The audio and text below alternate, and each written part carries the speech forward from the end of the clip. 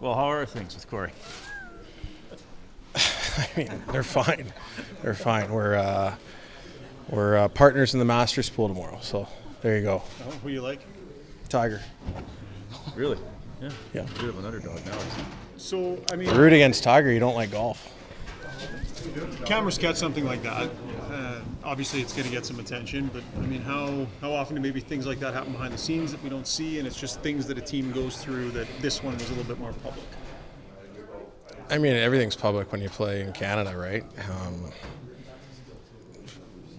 Conversations and frustrations happen all the time. I mean, I think the world we live in, everybody's very sensitive and safe and soft, for lack of a better term. So I think when guys, two veteran guys specifically,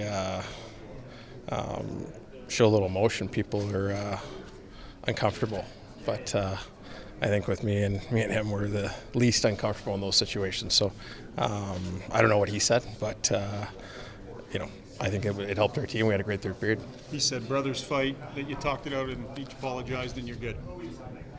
Yeah, I mean, I think, like I said, it was the heat of the moment. Cameras are always looking at me specifically these days, and I guess that I have to enjoy it.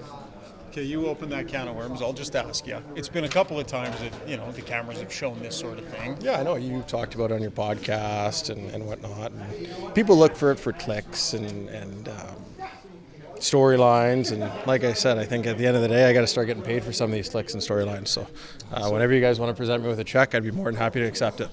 So how quickly does that get patched over? Or as you were saying, is it so maybe more common than we realize that you don't even need to say anything?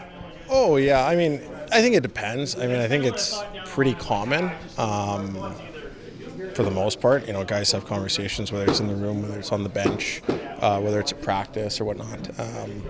But it's literally, when it's over, it's over. We move on and, get ready for the next play and the next shift. It's more important that stuff like this happens right before the playoffs to get everything out than, say, in October or November.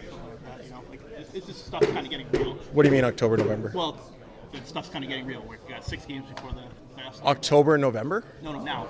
We have 6 games before the playoffs start, and it's more important now to get your game fine-tuned than it would be, say, in October, November. Make sure everybody's on the same page. Well, I don't know. If you asked us that in October, November, we probably would have said it's pretty important now. So, no, I think, it's just in-season thing that happens, whether it's now or in the playoffs. Things happen, and guys are competitive and want to win and want to make each other better, and that's one of many examples how you can. You know what successful playoff hockey is supposed to look like. What would you say about this group's kind of rounding into form and hitting stride in time for that?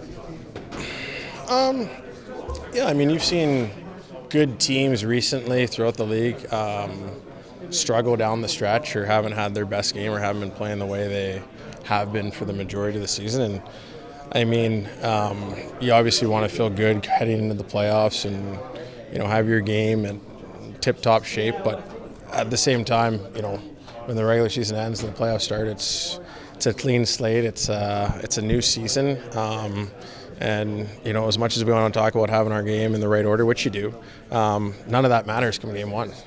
It's all about what you do in game one and then game two and game three and so on. So it's a different season. Even more evident when teams make the playoffs. Weaker teams playing a stronger team, they figure, okay, we start again now. And they figure that we got just as good a shot in the playoffs as the stronger team. For sure. I mean, I think if you're... Yeah, I think if you look at the teams out east, right, there's 5 teams going for the last playoff spot or last 2 playoff spots. Whoever gets in there, they're going to think they got just as good a chance as anybody, and they do. And sometimes when teams have been playing quote-unquote playoff hockey for a long time down the stretch with their lives on the line, that can benefit a team. You look what Florida did to Boston last year. So, like I said, the playoffs are a new season, and you got to be ready to go come game one.